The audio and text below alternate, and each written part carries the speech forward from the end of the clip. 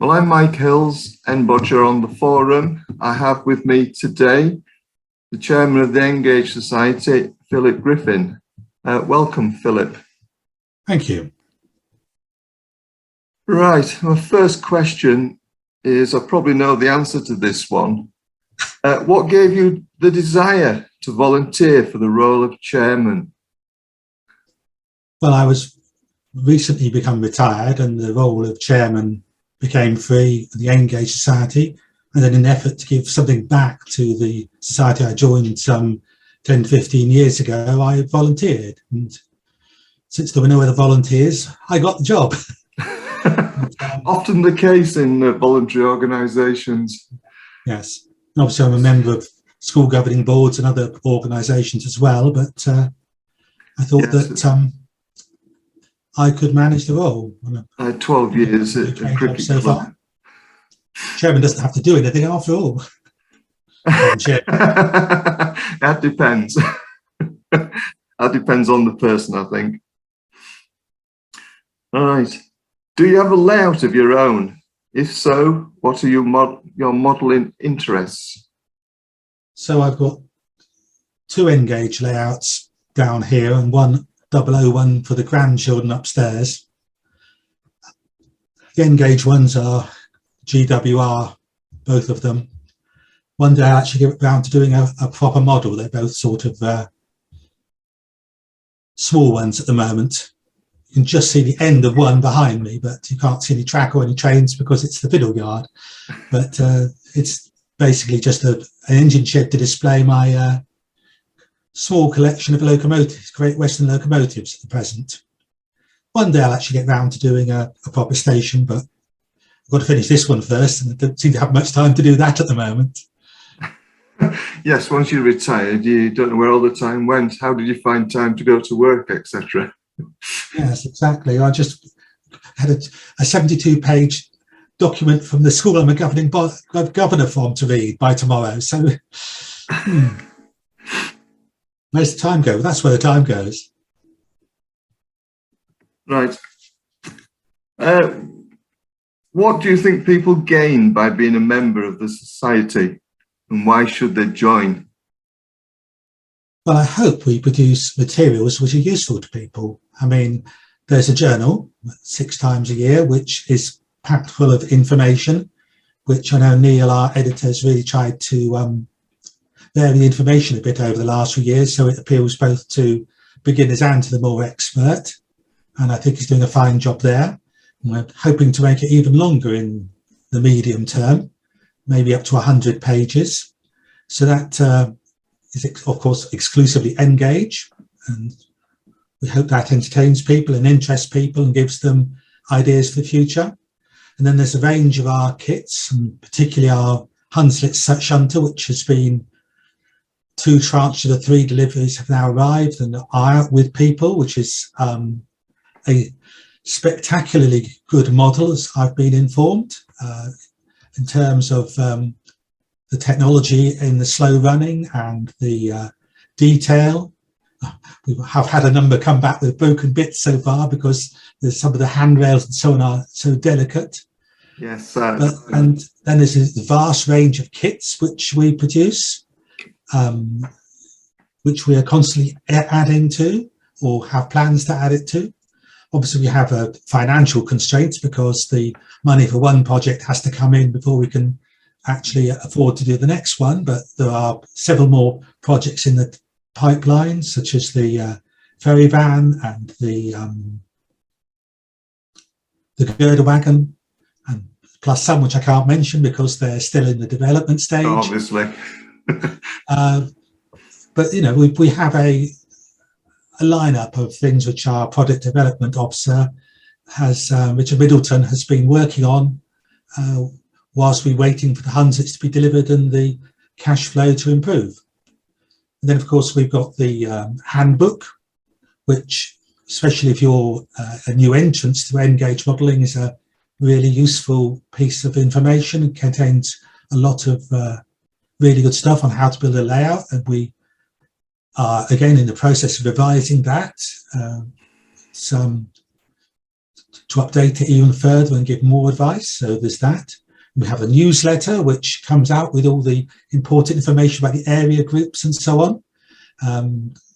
We encourage people to join area groups if they're within reasonable distance of one, because that's obviously a source of support and also a chance to get together with like-minded people. And we have the helpline for people that are stuck with particular problems, which they can come and ask us. So generally, I hope that we're a go-to place for the engaged community. And I hope that we'll improve that position over the next few years. I remember how long I've been a member. It certainly must have been around about 1990, I would have thought. You beat me. Yeah, I seem to beat quite a few people these days. Right, is the membership increasing year on year? I presume the last 2 years, due to the pandemic, there has been an increase in membership and activity. It's been pretty stable, actually. I mean, the volume of orders at the shop has been absolutely astronomical the last few years during the pandemic, as people have got down to ordering kits and making them. But our membership stayed fairly stable at about the 5,000 mark at the moment, I think. Obviously, role modelling tends to be something which attracts the newly retired person, and so we do have, of course, sadly, some members that pass away every year. But those are. But then we have a good number joining as well. But I think they're probably the second biggest of the specialist societies. I know, surprisingly, the O-Gauge Guild is a bit bigger than us, but I would like to see that, reverse that, to make sure that we're the biggest. But that is something to be tackled in the next few years. Well, let's hope we can get some more members. Yeah, well, we have ideas of how to attract new people and to make that a reality, but it requires work, and of course, everyone's a volunteer, and some of it requires specialist skills, which we desperately need. Yeah, and the ones who are in post get older, and you lose those skills eventually as well. Yes, well, we're very fortunate. I mean, since I became chair, I think we've replaced about a third to a half of the committee. Fortunately, without too much of a struggle so far, but we're now looking for people to take over the kit production from Richard Bardsley. We've tried to split the role up into a more manageable segments, because Richard has really worked so hard over the last few years, making sure that all the kits that we think are still viable are in production and available for members. So we certainly don't want to lose that. We want to make sure these kits are still available, but we think that by splitting the task up between more people, it will make it more manageable for, rather than just have one person with others assisting, but one person doing the majority of the work. So that's what the post is going to be. A more detailed description post will be in the next newsletter, which is due out very soon now. Yes, and this month it should be, I think. But I say it should be end of this month, I believe. It should be, yes. I mean, normally it arrives for posting out at about 20 seconds. So hopefully by the end of the month, people will be getting it. You've actually answered this question, really. I think with you saying there is an active membership of around about 5,000. Yeah. I mean, the membership numbers, when I say individual numbers, are in the 30,000s now, which... yeah, that's because they were started at number one, which was it? Yeah. Mr. Pritchard, I think. And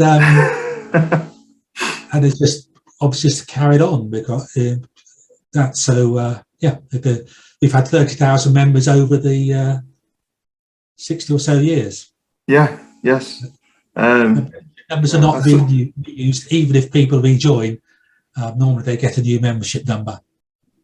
Oh, right. That's interesting, because I know somebody who, okay, it was probably only a year he was missing, but he maintained his number. Yeah, it depends. I mean, it depends how complicated it is for Mike to do.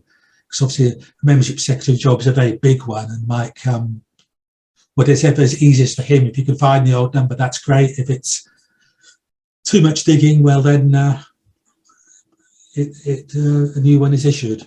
And you know, it's important to make jobs easiest for the people that are doing them.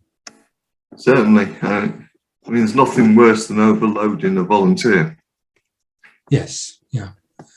We're constantly striving to make things easier for people.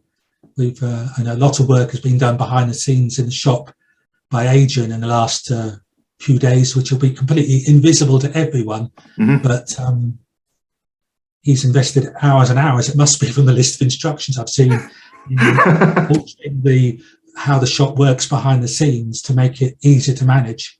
And it'll be completely invisible to everyone. But it's been, you know, just look at what his instructions, it is incredible what he's done. I know it's certainly a handy resource. I've bought many kits over the years.